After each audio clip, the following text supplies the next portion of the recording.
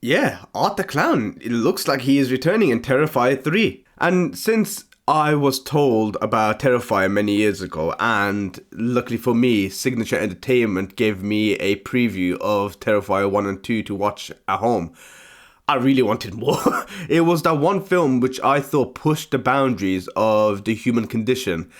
And I did not know that horror films could get that grotesque. And they showed me that with a small budget, below $1 million, by the way, that they can push the boundaries of what cinema is. And I mean that by the most grotesque, gruesome deaths that you can possibly think of. So writer-director Damien coming back as well, alongside David Howard Thornton. He's returning as Art the Clown. And Lorne Lavera, who plays Sienna, is actually returning. And I'm just very intrigued to see how they go about this. Terrifier 2 had a budget of $250,000, not million, $250,000. And they made over $15 million in the box office. To a lot of people, $15 million ain't a lot of money. In retrospect, if you compare it to the budget, that is a massive return. And the one thing I do love about it, it does heavily rely on CGI, which is insane to believe because they are old school in their practical effects. And their budget is gonna be way more than what we thought. I think it's going to be in the 7 figures, which shows that people are in demand of this type of movie. And David Howard Thornton, this ain't his first rodeo as a horror icon.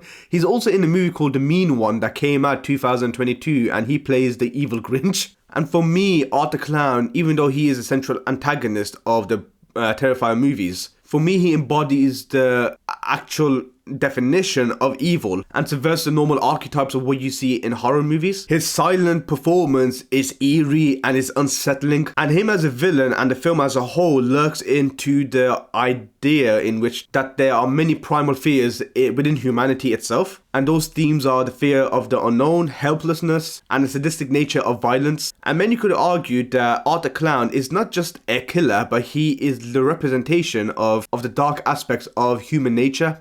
And he is the manifestation of what the human nature can actually be like through the use of sadism. So for me, Terrifier 1 and 2 delves into the realms of horror and terror, pushing the boundaries of on-screen discomfort and violence. And when you blur the lines of reality and fiction and you don't know what is real, that is what gets audiences going. And I think a lot of audience members haven't felt that sort of thrill in a long time. And getting a bigger budget and better distribution and getting more bums on seats, as I call it, going to the cinemas and watching it on a multiplex screen, it's a huge difference than having a limited release in certain countries. So I'm looking forward to what to do with this. Hope you liked the video. Like, share, subscribe and comment. Let me know your thoughts, and hopefully I get to see you in my next video.